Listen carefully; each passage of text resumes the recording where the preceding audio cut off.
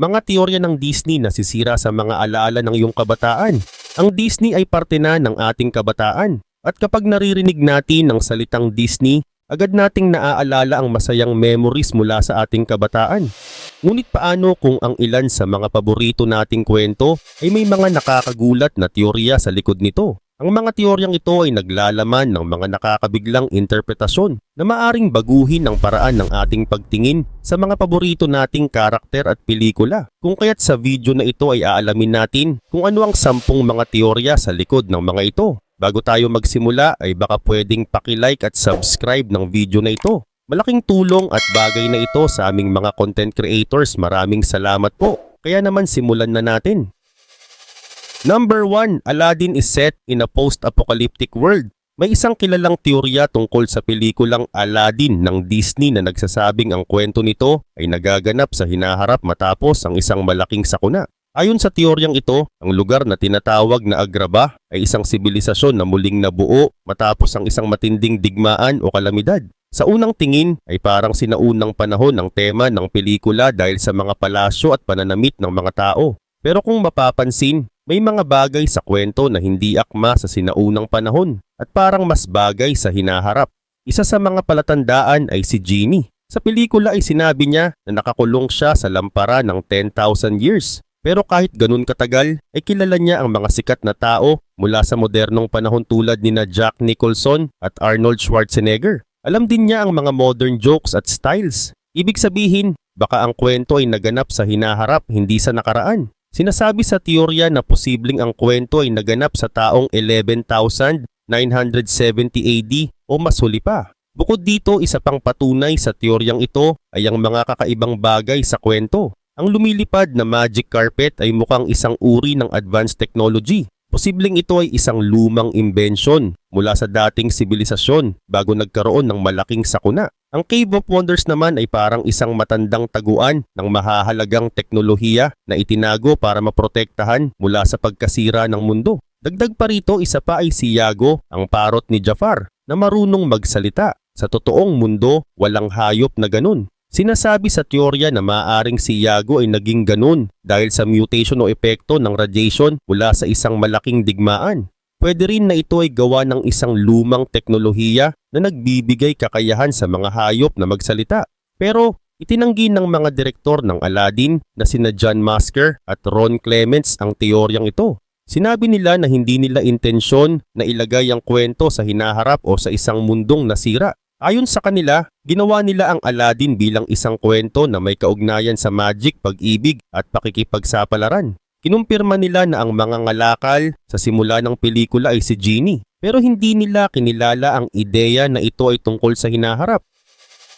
Number 2, The Evil Queen is Mother Gothel. May isang kilalang teorya ang mga tagahanga ng Disney na nagsasabing si Mother Gothel mula sa pelikulang Tangled at ang Evil Queen mula sa Snow White and the Seven Dwarfs ay iisang tao lang. Ayon sa teoryang ito, matapos mabigo ang Evil Queen sa kanyang masamang plano na patayin si Snow White, ay nakaligtas siya mula sa pagkahulog sa bangin. Sa kanyang pagtakas ay natagpuan niya ang mahiwagang bulaklak na may kapangyarihang magpanatili ng kabataan. Dahil sa takot niya sa pagtanda ay ginamit niya ang bulaklak upang manatiling bata at nagpalit siya ng pagkakakilanlan bilang si Mother Gothel. Maraming tagahanga ang naniniwala sa teoryang ito dahil sa dami ng pagkakatulad ni na Mother Gothel at Evil Queen.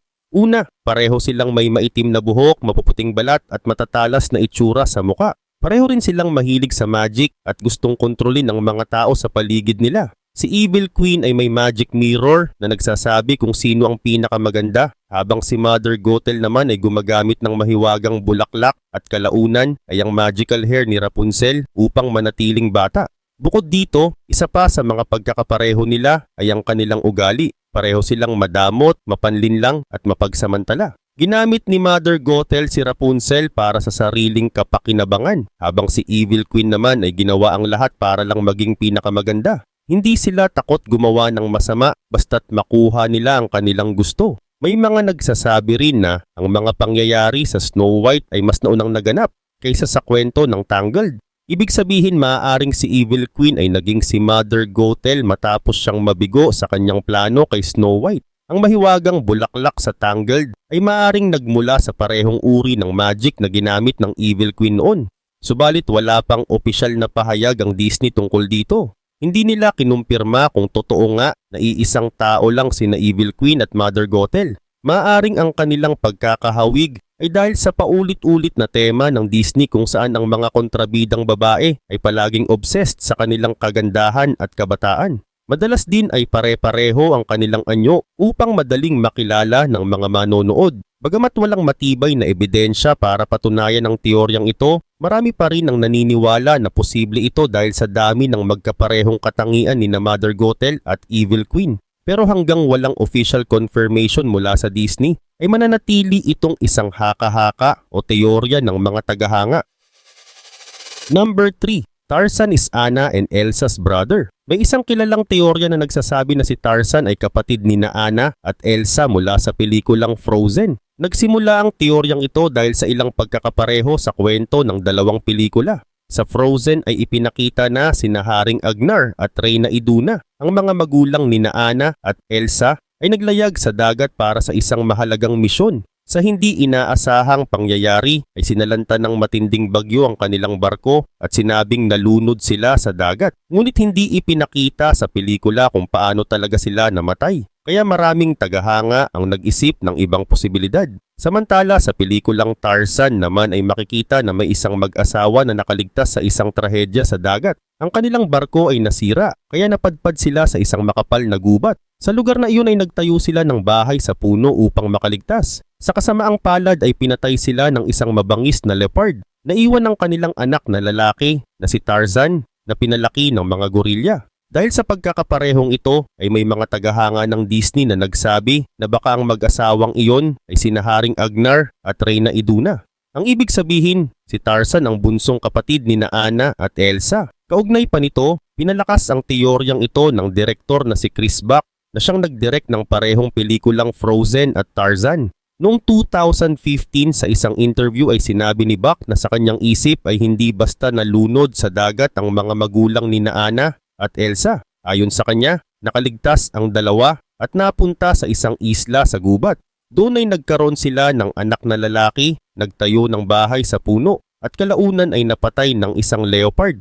Dahil sa pahayag na ito ni Buck, mas lalong naniwala ang maraming tagahanga na si Tarzan ay tunay na kapatid ni na Anna at Elsa. Ngunit nung lumabas ang Frozen 2 noong 2019 ay binigyang linaw na ng Disney ang tunay na nangyari sa mga magulang ni na Anna at Elsa. Ipinakita sa pelikula na naglayag sina Haring Agnar at Reyna Iduna papuntang north upang tuklasin ang pinagmulan ng kapangyarihan ni Elsa. Sa kasamaang palad ay sinalanta sila ng isang matinding bagyo at lumubog ang kanilang barko. Natagpuan ang kanilang barko sa baybayin ng Enchanted Forest na nagpapatunay na hindi sila nakaligtas. Dahil dito ay tuluyang napatunayan na hindi totoo ang teoryang si Tarzan ay kapatid ni na Anna at Elsa. Mahalagang tandaan na ang teoryang ito ay bunga lamang ng creative imagination ng mga tagahanga at hindi opisyal na kinumpirma ng Disney. Bagamat nakakaaliw isipin na konektado ang mga kwento ng iba't ibang karakter ng Disney tulad ni na Tarzan, Anna at Elsa ay nananatili itong haka-haka. Number 4. Boo from Monsters Inc. is the witch in Brave. May isang kilalang teorya na kumakalat tungkol sa mga pelikula ng Disney at Pixar. Ayon sa teoryang ito, si Boo mula sa pelikulang Monsters Inc. ay siya rin daw ang bruha sa pelikulang Brave. Sinasabi sa teorya na matapos mawala si Sully sa buhay ni Boo, ay naging matindi ang pagnanais niyang muling makita ito. Dahil dito ay nagsimula siyang mag-aral ng magic at tuklasin kung paano gumagana ang mga mahiwagang pintuan na ginagamit ng mga halimaw para makapasok sa iba't ibang mundo. Naniniwala ang iba na dahil sa sobrang pagkasabik ni Boo kay Sully ay naghanap siya ng paraan para muling makita ito kahit pa umabot siya sa ibang panahon. Sa pelikulang Brave ay mapapansin na ang bruha ay may kakayahang maglaho at lumitaw gamit ang mga pintuan. Parang katulad ito ng teknolohiya sa Monsters Inc. na ginagamit para makapasok sa mundo ng mga tao. Sa loob ng bahay ng bruha ay makikita rin ang ukit ng Pizza Planet truck mula sa pelikulang Toy Story na nagpapakita na nakakapaglakbay siya sa iba't ibang panahon. Bukod dito, may ukit din ng isang halimaw na kahawig ni Sully na tila nagpapakita na hindi pa rin nakakalimot si Boo sa kanyang kaibigan at patuloy pa rin siyang naghahanap dito. Samantala, isa pang palatandaan sa teoryang ito ay ang pagkahilig ng bruha sa mga kahoy na laruan at ukit. Sa Monsters Inc. ay makikita na mahilig si Boo sa mga laruan tulad ng stuffed toy niyang si Mike Wazowski. Sa Brave ay mahilig din sa paggawa ng mga kahoy na ukit ang bruha. Ipinapakita nito na baka nga si Boo ay lumaki at naging bruha na mahilig sa sining at mahika. Subalit hanggang ngayon ay wala pang opisyal na pahayag mula sa Pixar tungkol sa teoryang ito. Hindi nila kinumpirma kung totoo ba ito o hindi. Pero dahil sa mga maliliit na detalye sa kanilang mga pelikula, ay marami sa mga tagahanga ang naniniwalang posible nga ito. Ang teoryang ito ay nagpapakita kung gaano kaingat ang Pixar sa paggawa ng koneksyon sa kanilang mga kwento. Nakakadagdag ito ng saya at misteryo sa panunood ng kanilang mga pelikula. Number 5. Andy's mom is Jesse's owner. Isa sa mga kilalang teorya tungkol sa pelikulang Toy Story ay ang ideya na ang nanay ni Andy ay ang dating may-ari ni Jessie, ang cowgirl na manika. Kahit hindi ito opisyal na kinumpirma ng Disney o Pixar, ay maraming tagahanga ang naniniwala rito dahil sa ilang detalye sa pelikula. Mapapansin sa unang Toy Story na si Andy ay may cowboy hat na hindi kamukha ng sombrero ni Woody. Sa halip ay mas kahawig ito ng sombrero ni Jessie. Dahil dito ay iniisip ng iba na ang sombrero ni Andy ay dati ng pag-aari ng kanyang nanay noong bata pa siya at mahilig din sa mga cowboy na laruan. Sa Toy Story 2 naman ay ipinakita ang kwento ni Jessie. Mayroon siyang dating may-ari na si Emily. Sa mga lumang alaala ni Jessie ay makikita na si Emily ay mahilig sa cowboy na mga laruan at mga gamit. Ang style ng pananamit at kwarto ni Emily ay mukhang mula sa 1970s o 80s. Kapag iniisip ito ay swak ang panahong iyon sa edad ng nanay ni Andy. Kaya posible na si Emily at ang nanay ni Andy ay iisa. Maaaring noong tumanda si Emily ay iniwan niya si Jessie at ito ay napunta sa ibang tao. Maliban dito, isang bagay din na napansin ng mga tagahanga ay hindi binanggit sa pelikula ang pangalan ng nanay ni Andy. Tinatawag lang siya bilang mom. Dahil dito ay mas lumakas ang hinala ng iba na siya nga si Emily. Makikita rin sa kwento ni Jessie kung gaano siya nasaktan nang siya ay iwan ng kanyang may-ari. Kung totoo man na ang nanay ni Andy ay si Emily, mas magiging malalim ang koneksyon ng kwento. Parang lumalabas na pinalitan ni Andy ang dating pagmamahal ng kanyang nanay sa mga laruan. Pero hanggang ngayon ay wala pang kumpirmasyon mula sa Disney o Pixar tungkol sa teoryang ito. Marahil ay sinadya nilang hindi ito sagutin para hayaan ang mga manonood na mag-isip at gumawa ng sariling kwento sa kanilang isipan. Sa kabila nito, ang teoryang ito ay nagpapakita kung gaano ka-espesyal at kadetalye ang pagkakagawa ng pelikulang Toy Story. Number 6. Riley from Inside Out is bisexual. Sa pelikulang Inside Out ay ipinakita kung paano gumagana ang mga emosyon ni Riley sa kanyang isipan. Bawat emosyon ay may kanya-kanya ring personality. Sina joy, sadness at disgust ay mga babae, habang sina fear at anger naman ay mga lalaki. Sa isang eksena sa hapagkainan, ay ipinakita ang loob ng isipan ng nanay ni Riley. Mapapansin na lahat ng emosyon ng kanyang nanay ay babae at sabay-sabay silang kinikilig sa isang lalaki. Ipinapakita nito na kaya ng mga emosyon na makaramdam ng pagmamahal o pagkagusto sa ibang tao. Kung iisipin, ay bata pa si Riley kaya hindi pa siya interesado sa mga bagay tungkol sa pag-ibig. Hindi pa niya naiisip kung magkakagusto ba siya sa lalaki o sa babae. Pero kapag dumating na ang panahon na siya ay magdadalaga, ay unti-unti niyang maiintindihan ang sarili niyang nararamdaman. Maaaring magkagusto siya sa lalaki dahil sa impluwensya ng mga babaeng emosyon niya na sina joy, sadness at disgust. Pero dahil sina fear at anger ay lalaki, ay posible ring matuto si Riley na magkagusto sa babae dahil sa kanila. Ngunit kung susuriin ay mas marami ang babaeng emosyon ni Riley kaysa sa lalaking emosyon. Ibig sabihin ay mas malakas ang impluwensya sa kanya na magkagusto sa lalaki. Pero hindi rin ibig sabihin na hindi siya pwedeng magkagusto sa babae. Dahil sina fear at anger ay lalaki, ay posible rin nilang hikayatin si Riley na magkagusto sa babae sa paglipas ng panahon. Samantala, ang isang halimbawa nito ay kapag si joy, sadness at disgust ang nagpakita kay Riley ng mga bagay tungkol sa lalaki, ay maaring matutunan ni Riley kung paano magkagusto sa lalaki. Sa kabilang banda, sina fear at anger ay pwedeng magpakita ng interes sa babae na maaari ring makaapekto sa nararamdaman ni Riley. Dahil dito ay may posibilidad na maging bisexual si Riley pagdating ng tamang panahon. Ang pagiging bisexual ay nangangahulugan na kaya mong magkagusto sa lalaki at babae. Posibleng ganito ang mangyari kay Riley dahil sa kombinasyon ng kanyang mga emosyon. Ipinapakita rin ng theory na ito kung paano maaaring makaapekto ang kanyang emosyon sa paghubog ng kanyang pagkatao at sa pagtuklas niya ng kanyang sarili habang siya ay lumalaki. Number 7. Nemo doesn't exist. Maraming tao ang naniniwala sa teorya na si Nemo ay hindi totoong isda at siya ay gawa-gawa lang ni Marlin. Ang dahilan daw nito ay dahil ang salitang Nemo sa Latin ay nangangahulugang wala o nobody. Ibig sabihin iniisip ng iba na si Nemo ay hindi talaga nabuhay matapos atakihin ng barakuda ang kanilang pamilya. Pero kung pag-iisipan mong mabuti ay mali ang teoryang ito at maraming dahilan kung bakit. Una, paano nakakausap ng ibang isda si Nemo kung hindi siya totoo? Sa loob ng aquarium ng dentista ay kinausap si Nemo ni Gil at ng iba pang isda. Tinuruan pa siya ni Gil kung paano siraan ang filter ng tangke gamit ang bato. Paano niya magagawa ito kung imagination lang siya? Hindi rin naman gagalaw ang bato mag-isa para lang masira ang filter. Pangalawa, paano nalaman ni Nigel na si Nemo ay nasa tangke ng dentista? Dinala pa ni Nigel sina Marlin at Dory sa mismong klinik. Kung si Nemo ay hindi totoo, paano ito malalaman ni Nigel? Kaya imposible rin na makita ni Nigel ang isang bagay na hindi totoo. Pangatlo, paano gumalaw ang plastic bag na kinalalagyan ni Nemo habang nasa dagat? Kung tubig lang ang laman ng plastic bag ay hindi ito gagalaw. Paano dinadala ng alon ang bag kung wala namang laman? At bakit bibigyan ng dentista si Darla ng plastic bag na tubig lang ang laman? Imposible rin na basta tubig lang ang ibibigay niya bilang regalo. Pangapat, paano naalala ni Dory ang tungkol sa Jewel of Morro Bay, California? Hindi rin si Marlin ang nagsabi nito at wala namang ibang isda na nagsabi sa kanya. At kung si Nemo ay hindi totoo, paano ito napunta sa kwento? At paano rin nahuli si Nemo ng malaking octopus kung wala siyang katawan? Panglima, paano ulit nagkita sina Marlin at Nemo kung si Nemo ay hindi totoo? Si Dory mismo ang tumulong para makabalik si Nemo kay Marlin. Sa kabila nito, ang lahat ng ito ay malinaw na patunay na si Nemo ay totoo sa kwento. Nakakausap siya ng ibang karakter, may epekto siya sa mga pangyayari at gumagawa siya ng mga aksyon na hindi magagawa ng isang imagination. Hindi rin sapat ang kahulugan ng pangalan niyang Nemo para sabihin na hindi siya totoo.